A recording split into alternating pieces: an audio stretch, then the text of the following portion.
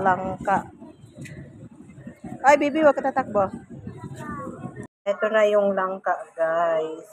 100 pesos ang liit-liit. Naglilihi eh. Tikman natin mamaya kung matamis. Ito na yung langka. Titikman natin. Ito na nga guys yung langka. Titikman natin kung talagang matamis. Sabi niya matamis daw kasi hinog sa puno. Sabi niya sakit nikpat ko daw. Ang mahal-mahal ng kilo, my goodness. Hi guys! Si Bibi hindi kumakain nito. Ano yan? Jackfruit. Yak. Hindi yan yaki.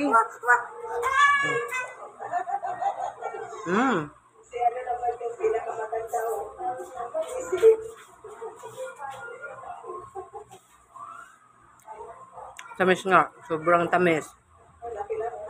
Ang sarap. Kung di lang mahal yung kilo eh. Gusto ko lang tumikim. Tagal na panahon na hindi nakakakain ng langka. Sarap niya. Tamis. Sobra.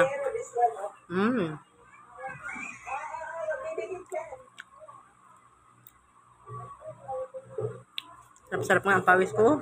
Dami. Ang init-init sa labas. Galing kami sa school. Tapos diretso ng palengke.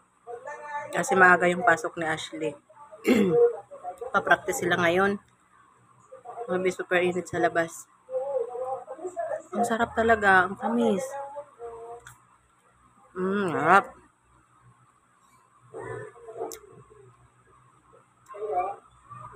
Si Ashley kasi kahit anong prutas hindi siya kumakain. Hirap yan pakainin. Kaya yun, ako lang kakain. Ang sarap. Ang tamis.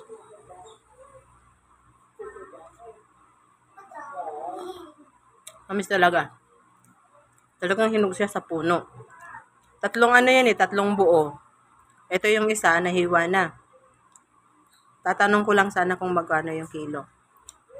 Kaya lang talagang parang sabi ko, parang ang tamis niya nga. Kasi parang hinog talaga siya sa puno kasi may ano pa eh, may mancha pa yung pinagputulan niya sa puno. Sabi ko, try ko nga. Kaya ayan, napabili. Ang sarap. Ang tamis, tamis. Gusto niya?